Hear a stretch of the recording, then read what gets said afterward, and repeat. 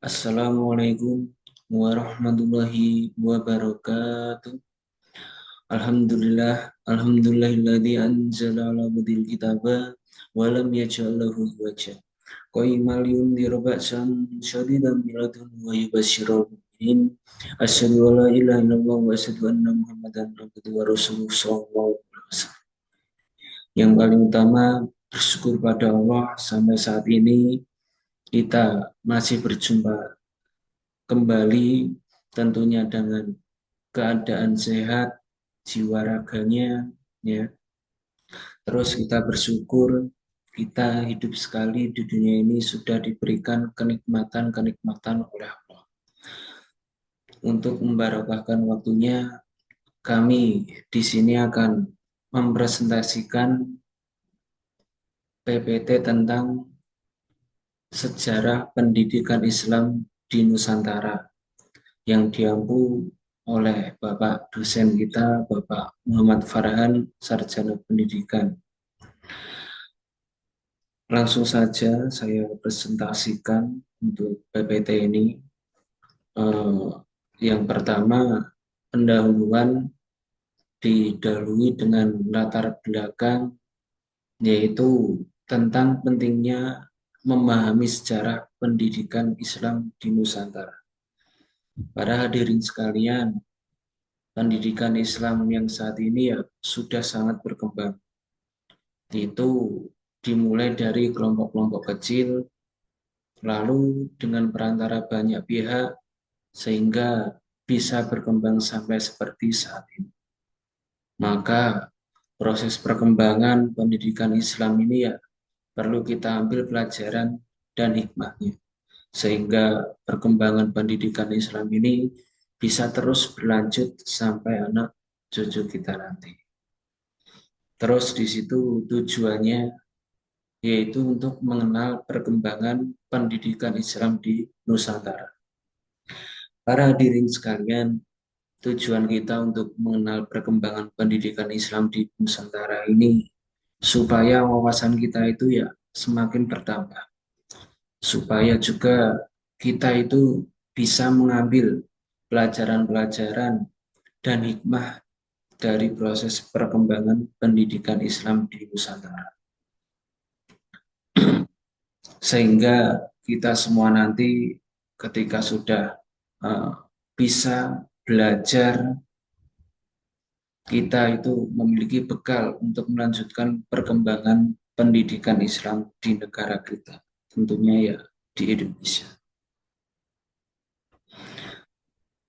Untuk sejarah pendidikan Islam di Nusantara pada masa awal itu yang pertama, perkembangan pendidikan Islam itu oleh para pedagang, yaitu awal-awal pendidikan Islam lahir di Indonesia dibawa oleh para pedagang dari Persia, India, dan Arab yang sedang berdagang di daerah Indonesia yang dulunya itu negara Indonesia itu disebut dengan negara Nusantara.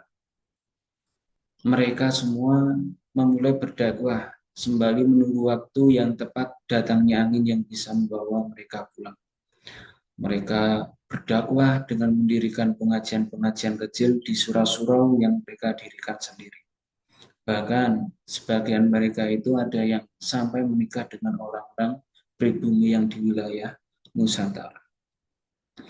Terus yang kedua, perkembangan pendidikan Islam oleh para ulama. Nah, di situ ya selain oleh para pedagang bisa berkembang di Nusantara, perkembangan pendidikan Islam ini ya juga banyak dibantu oleh para ulama. Seperti di Jawa, itu ada sebutan Wali Songo, bagi 9 ulama yang memberikan pengaruh besar mengenai perkembangan pendidikan Islam di Pulau Jawa. Itu pada masa awal Islam di Nusantara pada abad ke-13 sampai 15, yaitu diisi dari para pedagang dan para ulama. Terus selanjutnya perkembangan pendidikan Islam pada abad ke-16 sampai 18 ini, pada masa perkembangan ini dipengaruhi oleh berdirinya kesultanan-kesultanan atau kerajaan-kerajaan Islam di daerah Nusantara, seperti Kesultanan Aceh, Kesultanan Demak, Kerajaan Mataram Islam, Kerajaan Banten atau Kesultanan Banten, dan masih banyak lain kerajaan atau kesultanan yang lain, termasuk ya yang di Keraton Yogyakarta. Selain itu juga banyak pesantren-pesantren yang didirikan juga memiliki pengaruh bagi perkembangan pendidikan Islam di masa ini juga. Terus selanjutnya yang era ketiga pada masa kolonial dan perlawanan, yaitu pada abad ke-19 sampai 20. Nah, pada masa ini, para hadirin sekalian, perkembangan pendidikan Islam itu mengalami hambatan dan tekanan dari pihak kolonial. Yang penyebabnya itu karena pihak kolonial itu banyak mendirikan pendidikan yang berbasis bahasa Belanda, dan di situ juga menanamkan nilai-nilai bangsa Barat. Di situ juga pihak kolonial juga mengatur kegiatan belajar mengajar pendidikan Islam pada saat itu. Sehingga kesempatan perkembangan pendidikan Islam ini ya yang berkembang di Nusantara tentunya itu semakin sempit. Sekolah-sekolah yang didirikan oleh pihak kolonial juga menanamkan propaganda-propaganda Kristen kepada murid-muridnya, sehingga ya ajaran-ajaran Islam semakin tersisihkan. Akhirnya ada beberapa perlawanan yang timbul dari kalangan kiai atau santri pada pihak kolonial. Tapi pesantren tetap menjadi salah satu tempat yang di situ perkembangan Islam tetap berjalan.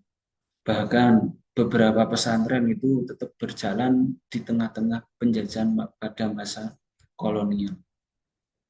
Selain pesantren, muncullah madrasah sebagai tempat perkembangan pendidikan Islam, yaitu dengan kurikulum yang tentunya terstruktur dan sistematis. Madrasah ini muncul di tengah-tengah banyaknya sekolah-sekolah milik pihak kolonial. Ini ya juga sebagai bentuk pertahanan diri dari pengaruh-pengaruh ajaran Barat. Itu merupakan era pada masa kolonial. Terus eh, sekarang era bangkitan nasional dan kemerdekaan, yaitu awal pada abad ke-20. Juga di masa ini, pada era kebangkitan nasional dan kemerdekaan, pendidikan Islam itu ya semakin terorganisir dan terstruktur dengan adanya organisasi-organisasi Islam yang terbentuk. Di situ pesantren-pesantren dan madrasah-madrasah sebagai tempat perkembangan pendidikan Islam mengalami modernisasi. Terus perkembangan pendidikan Islam itu mulai diintegrasikan dengan pendidikan nasional, yang di situ ditandai dengan munculnya satuan pendidikan dari pihak Kementerian Agama seperti MI atau Madrasah Ibtidaiyah, MTS, Madrasah Sanawiyah, MA, Madrasah Aliyah, dan Institusi Agama Islam Negeri, dan UIN atau Universitas Islam Negeri, dan lain sebagainya. Maka kurikulum pendidikan Islam ini ya juga mulai berkembang seiring dengan perkembangan satuan pendidikan Islam. Itu pada masa era kebangkitan nasional. Juga di sini ada tantangan dan masa depan untuk pendidikan Islam. Di tengah-tengah globalisasi dan modernisasi yang ada, perkembangan pendidikan Islam harus terus berjalan dan menyesuaikan dengan zaman. Perkembangan pendidikan Islam juga harus relevan dengan hal-hal baru yang ada untuk menghadapi tantangan yang ada di masa depan. Dan juga perkembangan pendidikan Islam supaya ikut berperan dalam membangun masyarakat. Maka dari itu sejarah pendidikan Islam di Nusantara ini ya sebagai warisan bangsa yang harus kita tahu ya, dan harus juga kita pelajari. Karena di situ ya pentingnya memahami sejarah perkembangan pendidikan Islam di Indonesia supaya bisa mengambil pelajaran-pelajaran atau hikmah yang ada sebagai bekal untuk mengembangkan pendidikan Islam di Indonesia. Juga ketika ada tantangan yang ada yang bisa menghambat perkembangan pendidikan Islam, supaya kita hadapi dan kita lewati dengan berbekal pengetahuan dan pengalaman yang kita punya. Maka harapan masa depan pendidikan Islam di Indonesia ini semoga bisa terus berkembang dan lestari sampai generasi anak cucu kita. Maka para hadirin sekalian yang bisa diambil dari sejarah pendidikan di sini, secara keseluruhannya pendidikan Islam di Indonesia ini ya sudah telah berkembang dengan seiring waktu dan terus beradaptasi dengan perubahan zaman dan juga bisa tetap berperan sebagai pilar penting dalam masyarakat. Maka dari itu, sejarah pendidikan Islam di Indonesia juga menunjukkan dinamika yang kaya, di mana pendidikan Islam itu terus beradaptasi dengan perubahan zaman sambil tetap berpegang pada nilai-nilai dasar Islam. Insya Allah sekian penyampaian PPT dari saya. Dalam saya menyampaikan banyak salahnya saya mohon maaf yang sebesar-besarnya. Mudah-mudahan Allah paling manfaat dan barokah sehingga kita bisa mendalami gimana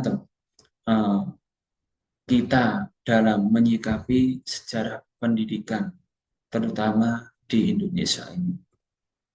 Ya, seperti itu. Akhir kali ada. Wassalamualaikum warahmatullahi wabarakatuh.